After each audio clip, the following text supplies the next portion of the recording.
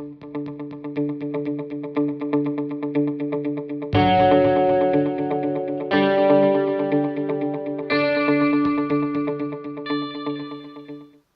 up, everyone? I am Toku Tyler, and today I'm going to be talking Power Rangers Beast Morphers Episode 5, Taking Care of Business. I liked the title of the episode. That was pretty good. But yeah, what another great story for an episode. I loved it. We see Devon have to balance his life as a ranger and work a normal job, so it's kind of the usual thing. This is something Power Rangers has done in the past for sure, but that's definitely not a bad thing at all. And it's he either has to make his dad proud or save the city. So it's the usual story when it comes to like teenage superheroes and everything, but it's still pretty good. And I'll say it again. I really am enjoying Beast Morphers so far. It's so good. It just makes me feel better about still being a Power Ranger fan in this day and age. So anyway, let's get on to the review. The episode begins with Devon on his X bike, and first of all, I like that it wasn't just a one off thing, the X bikes just being in like episode 2. It was actually used again, and I like that, and I hope to see it more often. So, anyway, he is meeting with his dad, the mayor, at this car wash place and is handed an employee uniform.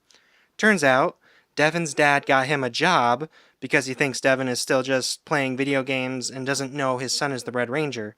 Devon tries to explain why he can't work here, but he also can't tell his dad about his real job as a ranger, obviously. So Devon accepts the job to make his dad happy, even though he really doesn't have time to be working a normal job when there are robots attacking the city all the time. So, in the cyber dimension, Evox complains to Scrozzle and Blaze that the only thing holding him back is lack of Morph-X, and that he needs more.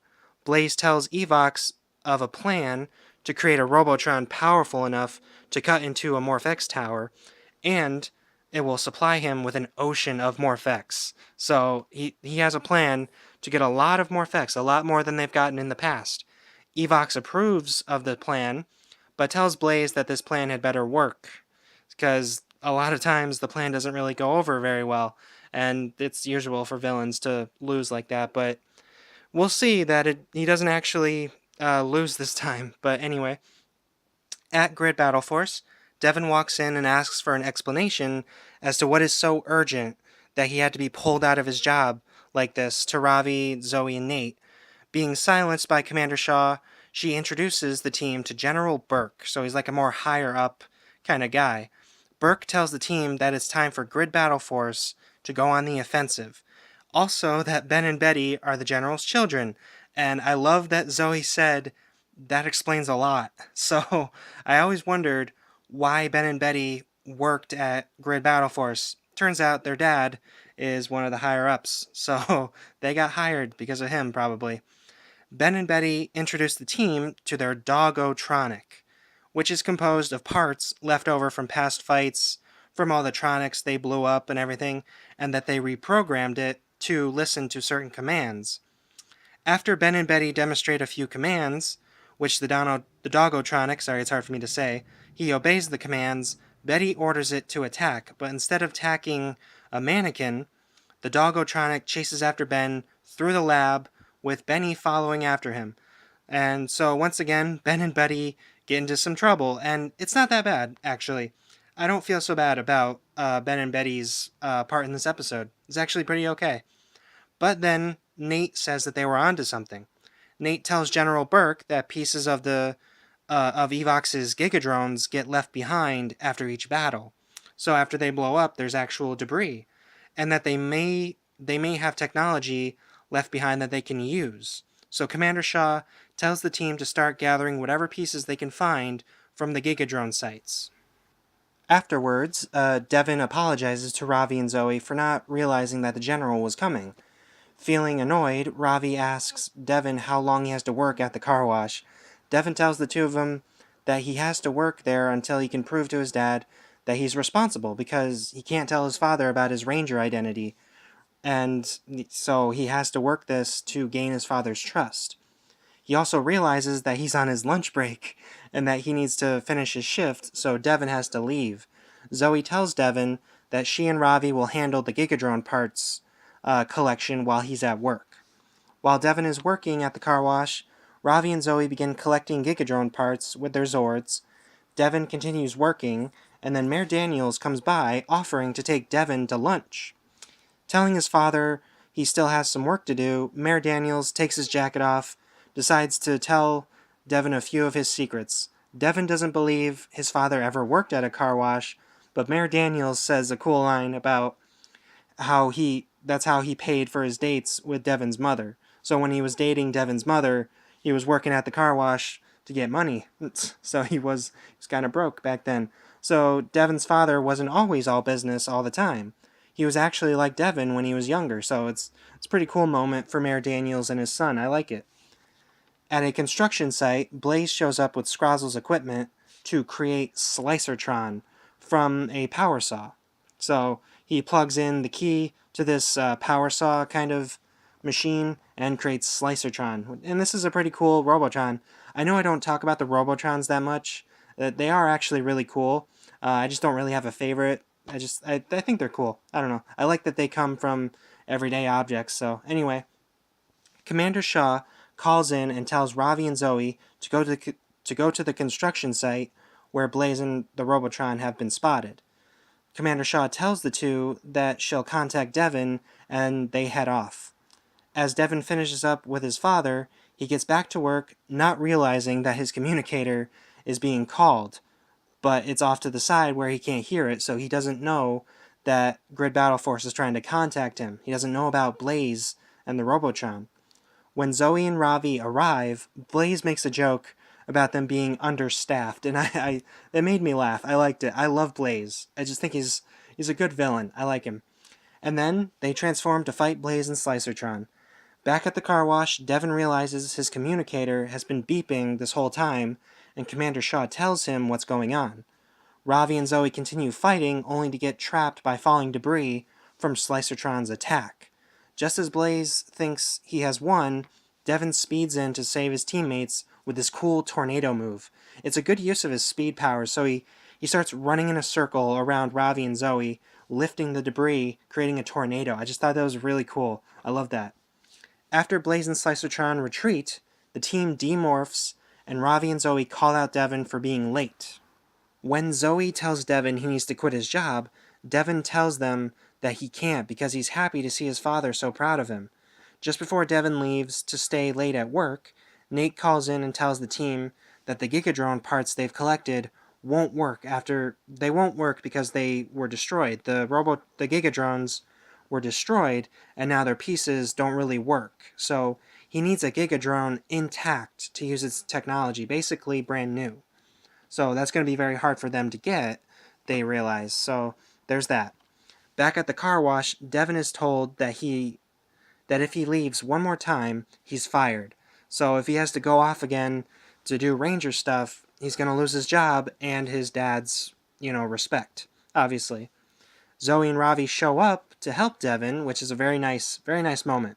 So, because if he finishes his work, he could help out against the Robotron next time. So they go help him and to speed things up and everything. So it's a really good moment, really good team bonding moment. I like it. It was at this moment that Roxy's avatar notices that the Rangers have left their communicators and their phones off to the side like Devon did before, so they're vulnerable to attack. So Blaze takes them and destroys them with Slicertron's blades, so now the Rangers can't be alerted to the next attack. Soon after the Rangers are finishing working with Devon, Commander Shaw pulls up in a van to tell the Rangers the Robotron got a hold of 3 tons of Morphex. So their communicators were destroyed, so they weren't notified of the attack, and 3 tons of Morphex is not enough for a whole tower. They said it was pretty low, but it's still a lot compared to all the other times they stole Morphex. So this is bad. They find their phones on the ground, split in half basically, and they have to leave to go catch up to Blaze and the Robotron. Devon tells his boss he has to leave again, which then gets him fired, but Devon has to go, so he gets fired, and he has to go fight the robot now. The Rangers arrive to fight Blaze and Slicertron again, and Mayor Daniels is driving past the Rangers' fight and he gets out and sees the Red Ranger save a young girl from the Robotron's blade attack. So Slicertron launches a bunch of blades at Zoe and Ravi, and they dodge them, but one of the blades is heading towards a little girl that runs out into the open area and is about to get hit by a saw blade. So Devon speeds in, gets her out of the way, and saves her, and her mom comes over and takes her away. So, and Mayor Daniels sees all this, so he gets to see the Rangers in action, which is pretty cool. The mayor doesn't realize this was his son saving her, and also afterwards he gets the call that Devon was fired and he went missing and all that. So he's proud of the Red Ranger and he's disappointed in his son, who is the Red Ranger. It's very confusing for me, but he just doesn't know yet. The fight continues till Blaze leaves to get a Gigadrone to launch. So he teleports to the cyber dimension, but Scrozzle's way ahead of him. He launches a Gamma model Gigadrone. This is a new model of Gigadrone which can create an energy shield, so it's very powerful. Devon gets into his Racer Zord with Cruz and takes on the Slicer Drone while Zoe and Ravi fight off the Robotron on the ground. During the fight, Devon's Megazord gets shut down and has to reboot. The other Beastbots distract the Gigadrone in their Zords, so the Beastbots are actually controlling the Zords this time, so it's really cool. And they distract the Gigadrone just in time for Devon to reboot his Zord and break through the energy shield with his sword and shut down the Gigadrone, leaving it in one piece for Nate to use.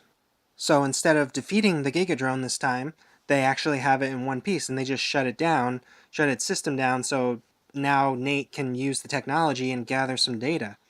So after Zoe uses her Trapper Zord to lower the Gigadrone into a hangar, Nate is excited to get data on the enemy's technology. So he's really excited to do this. And we see, also, this is where we get another Ben and Betty moment with a Gigadrone hand. It's funny, I guess. I don't know. I'm just not a fan of the usual comedy they do. I'm not trying to be negative about these two. I do like Ben and Betty. I just keep comparing them to what they were like in episode 2, helping the Rangers, and they're not just funny characters all the time. I miss that. You see it once in episode 2, and it reassures me that they'll be better than Victor and Monty, but I don't know, I need another moment for Ben and Betty to be helpful. I need them to be more active in the story, instead of just being the funny people. And this time, we end the episode at Riptide Gym. Devon calls his father to make sure he's okay after getting caught in the Ranger battle and everything, because he heard, well, he was there, obviously, but, word spreads that Mayor Daniels saw the Rangers. So Mayor Daniels calls out Devon for running away after receiving a call from the car wash, leaving him disappointed. So he found out that Devon left his job just out of nowhere. He got fired within the first day, and he's very disappointed in his son. So he hangs up on Devon, saying he's disappointed. Zoe and Ravi nearby show him a news video where Mayor Daniels is talking about the Power Rangers. He says that even though their identities are a mystery, he and all the people of his city are proud of the Rangers. So Mayor Daniels is proud of Devon even if he doesn't know it yet. So Devon finishes the episode by saying that someday his father will be proud for sure. So yeah, that's it for episode 5, and I really liked it. I thought it was a great story. Straightforward story, and we got more character development with Devon and his dad. I thought it was just really good, even though they kind of took a step backward with Devon getting fired, but it's still character interaction. I really like it. Also, did you guys notice a certain robot head when Nate was sorting through the Gigadrone parts? I won't spoil anything for people who don't watch Super Sentai, but it's a certain robot face that we should know, and it was just really cool to see that little Easter egg in there. I liked it. Anyway, this series is way beyond what I was expecting, and it makes me proud to be a Power Rangers fan again. It really does. So thank you, Beast Morphers. Thank you, Hasbro. So thank you guys so much for watching this video. Don't forget to like, comment, and subscribe. Hit that bell to be notified of future videos, and may the power protect you.